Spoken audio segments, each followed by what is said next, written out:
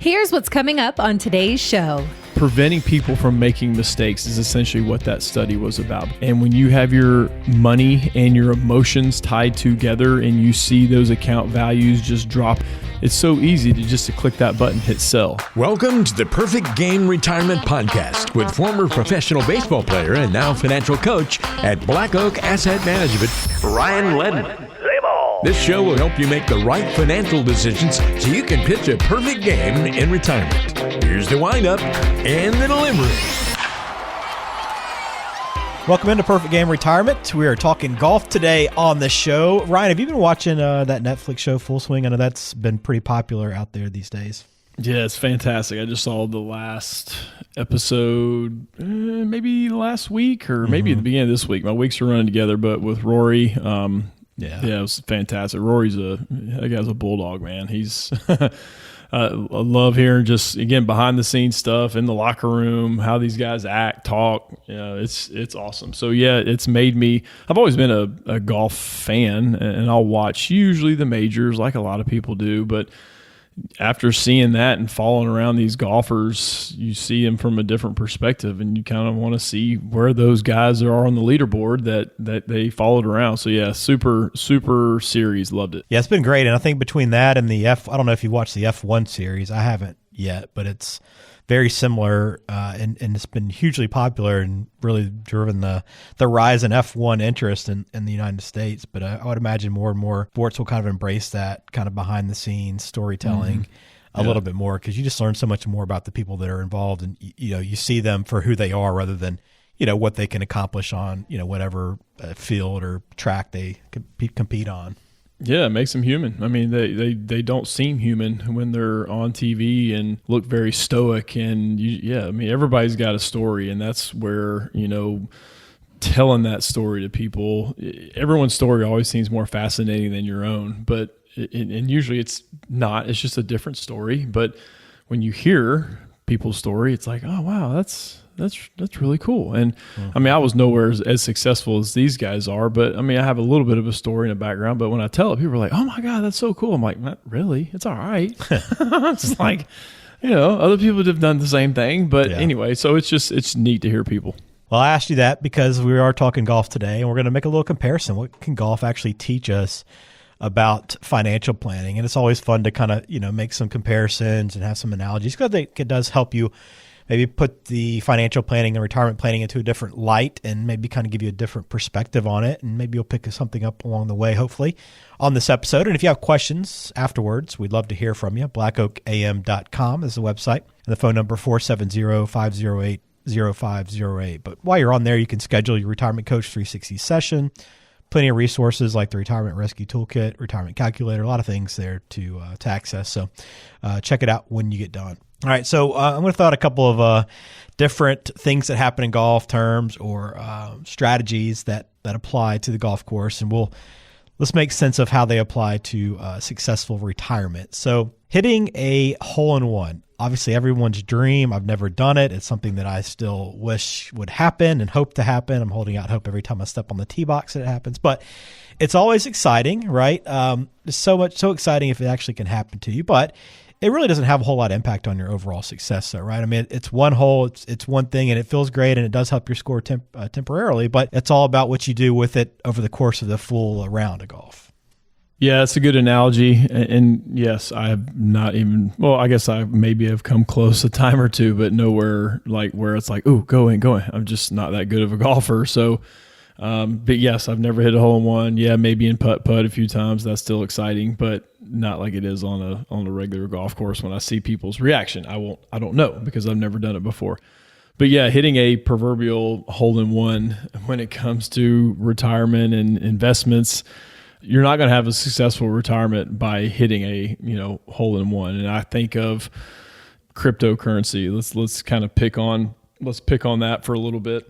I mean, some people have hit holes in ones on that. It's been very, very successful for them, but the FTX guy, he would say a little different, basically that going under. So you can't have and plan on it. I mean, it's might as well just play the lottery. I mean, you just can't do and have a successful retirement by banking on these things. Oh, this individual stock's going to hit. It's going to hit.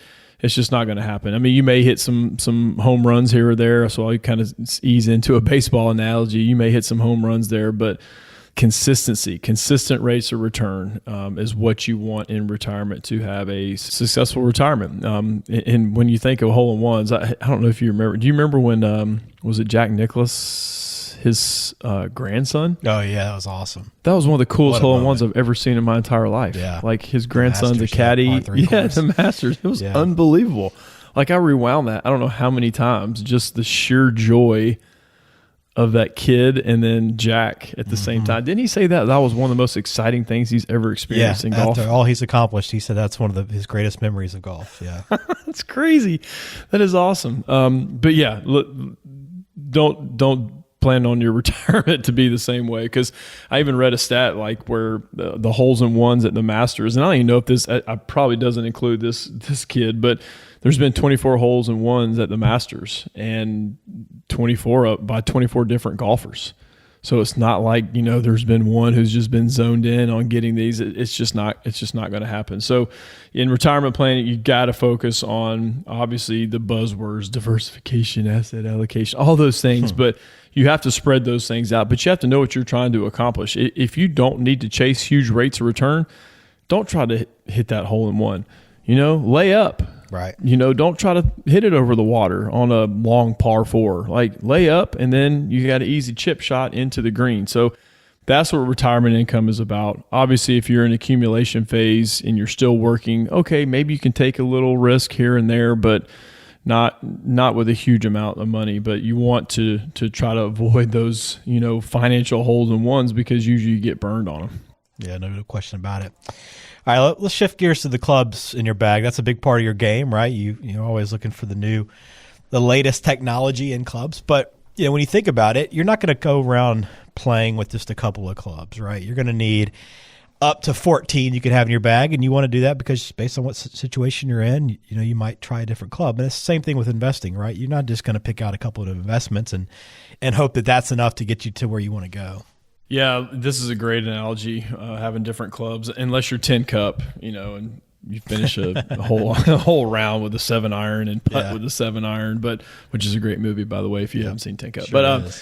Sure having different clubs in your bag, we use the term like a bucketing approach, where you have different buckets of accounts, but also different buckets of investments and different buckets of income when those investments are going to create that income.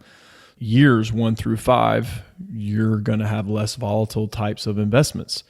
Well, the silver lining lately with the Fed increasing interest rates, so obviously that stinks for borrowers. However, people who are putting money in safe money, whether it's CDs, money market mutual funds, short-term government notes, bills, treasuries, you name it, they are paying actually a decent amount. Are they keeping up with inflation? No, but it's a place to park money where it's not going backwards like it was, last year. And this is just kind of a new thing where CD rates, I've been in the business 12 years. I've never uttered the word, hey, you need to buy a CD. It just hasn't been a thing because they've been awful. But now they're sitting, depending on the duration, how long, 4.5%, 5%, some a little over 5%. And most people are like, sign me up, especially those adverse investors. So having different golf clubs in your bag, because you have different times where you're using different strategies. So if the market is blowing up in a good way, if it's blowing up like 2021 and 2020, then okay, your gains are probably, or your rates of return are probably way higher than you thought. So hey, let's take some income off those investments and just let the boring ones that just kind of chug along, let them do what they do. And then vice versa. If we're having a bad market year like 2022, 2021 has kind of been up and down as well. January seemed to be a pretty good month. February was not. March, too soon to tell of the recording of this. I know this didn't come out till April, but you have different strategies that you have to use from an income standpoint. So that's just kind of the metaphor of the different clubs. Like, we don't need to use a driver all the time. All right, if we're on a par 3 and it's 150 yards out, most people don't use a driver. I played golf with a guy we coached with. He hit a driver almost every shot because he hit it the same distance. It was like 130 yards right down the middle. So I'm like, I'm so jealous. And he beat me every time. I mean, I could hit it. I could hit it a long way, but I have no clue where it's going. But he'd be 130 right down the middle, 130 right down the middle. So he's a bad example, but most of the time we need different clubs to get. Obviously, if you're in a sand trap, you don't need a driver. You need a wedge to get out of there. You need a putter on the green. So you have to have different strategies, whether that's throwing in, boring kind of fixed income annuities. Does that mean using mutual funds, ETFs versus individual stocks? So there's a lot of different things that you can use to make your income in retirement successful. Yeah, I do love this one. It's such a good comparison when you think about it. I like that one a lot. All right, listening to your caddy. Now, I don't know that I've ever played with a caddy. And I definitely have not. It's either you have to be really good or be playing at a really good golf course, one of the two, to require that caddy. But the idea of these professionals working with a caddy, you think, hey, they know what they're doing. They don't need the help. But even people that have a lot of money or are huge professionals in whatever they do, they still require help, right? They still lean on guidance from other people to help them make the best decisions. Yeah, this one's great because obviously this is me. I'm the caddy.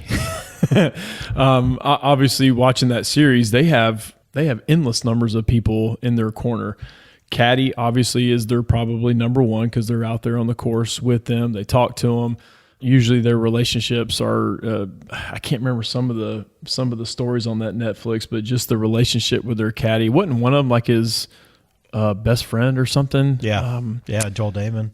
Yeah. So that was like, that's awesome. I mean, that guy quit his career and basically just said, I'm all in. I'm your caddy and my family's livelihood depends on you. Yeah. Because they get a cut. So, honestly, that's the way I feel sometimes. I never took a step back and thought of it as being a caddy, but that's essentially what we are. And some people may think, oh, well, advisors are too expensive. They cost too much money. But, there's studies all over the place, AKA Vanguard, who's like the advisorless institution. But there's studies that do show that, and then this is their study, not mine, that advisors can add up to a 3% rate of return. Now, that does not mean we beat the market. That does not mean we have a crystal ball, but it showed different things on whether it's the education, the coaching, preventing people from making mistakes is essentially what that study was about. Because if you have no checks and balance, it's just you.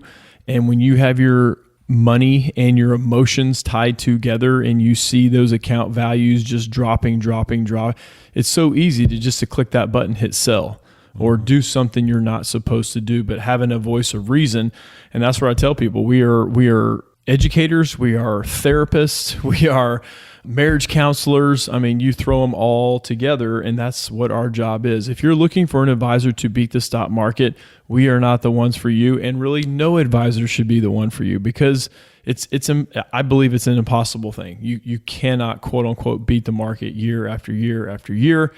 You have to have a voice of reason to help you out with that. And a lot of times we talk to people that are just starting out and they're like, well, maybe I can do this on my own. And maybe they can do it on their own. I'm not saying no one can do things on their own, but usually you're more successful when you have a quote unquote coach. And I use that term all the time on our website and our marketing because that's what I did. That's what I came from. That's what I do now. And essentially I still am a coach. I still am a teacher.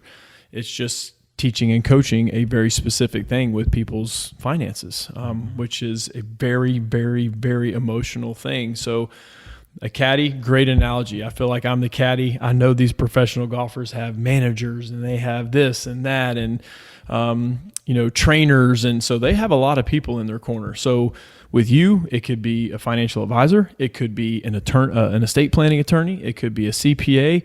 You need to have those people in your corner just like these golfers do. Yep, absolutely. Well, I think just a fun look at financial planning from a golf perspective, and I know we're all kind of gearing up for the Masters too, which is right around the corner and down the road from you as well. So I think it was fitting to have this conversation when we did. That's right. All right, let's shift gears to the mailbag and answer a couple of questions that have come in, and both came from in-state this week. Lee is first up. from Valdosta says, I don't understand the Social Security spousal benefit. My wife has worked about 5 years before we had kids and hasn't worked since, but she has at least some kind of benefit of her own. What would she be entitled to? So, Lee, good question, man. The Social Security sometimes is a very easy, straightforward answer, but when you're married and you have spouses who maybe worked or didn't work or worked part of their life, like in your case, your wife's case, Lee.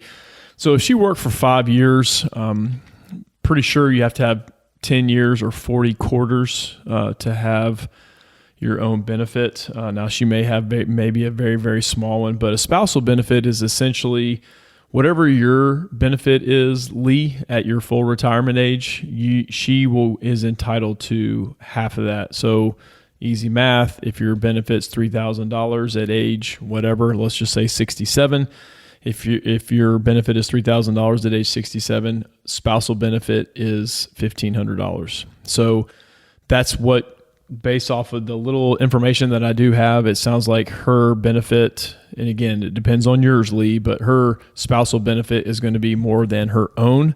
So she would take the spousal benefit. Now, if something happens to you, Lee, then that spousal benefit goes away, but she will keep yours. So you keep the higher of the two. Obviously, if she were to precede you in death, Lee, then the spousal benefit is just now gone and you just receive your own benefit. So can't obviously keep both of them. You keep the higher of the two, but it's going to be half of what your benefit is.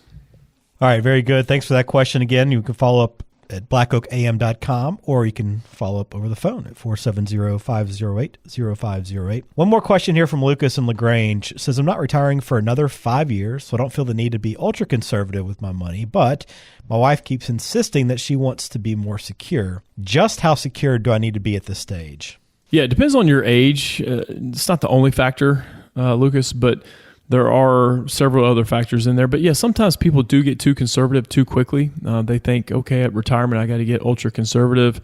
You don't necessarily have to. Again, going back to a previous point that I made, safe money is actually paying a little bit of money for the first time in a long time. Mm-hmm. So getting a 5% CD, getting, 4.5% on a money market mutual fund, those things, obviously those numbers fluctuate because it depends on what the Federal Reserve is doing, but that's kind of the environment that we sit in right now. So some of that safe money you probably can afford to do. Sometimes when that safe money was paying 1% or less, it's like, good grief. Like inflation is really chewing this up and spitting it out. So now the environment's changed, and it's always going to change. Rates won't stay always this high; they'll eventually come back down. But putting money in and that's usually the case, Lucas, with a husband-wife relationship. There's usually one that is more conservative than the other. In your situation, it happens to be your wife. It's not always the case. With the husband being more aggressive and the wife being more conservative, but that's usually the case. I probably would do some of that just to keep peace of mind, knowing that this money is going to continue to do this, because there is a lot of uncertainty in the stock market right now. You know what? There's always uncertainty in the stock market, but it seems to be a topic of discussion for a lot of people. We're just in a weird environment with inflation and interest rates being the way they are. What is the regime in D.C. going to do for tax rates? What's the election going to do here? And gosh, is it next year? Dear God, it is. Yeah. I hate politics. So yeah, we got to hear. I know it never ends. You get a little bit of a break and it starts up again. So I don't think it's the worst thing ever, just because that safe money, Lucas, is paying a good amount of money now. All right, very good. Thanks for that question, Lucas. Also, Lee, thank you for taking the time to send in a question as well. Hopefully this provides you with a little bit of guidance to those questions. But again, you always want to sit down with a financial professional to truly look through your situation. If you'd like it to be Ryan, you can log on to blackoakam.com or call 470-508-0508. All right, great show, Ryan. Always enjoy catching up with you, and look forward to doing it again soon. Absolutely. May's next. Absolutely. Thank you for listening to Perfect Game Retirement. For Ryan Ledden over at Black Oak Asset Management, I am Ben George. Take care.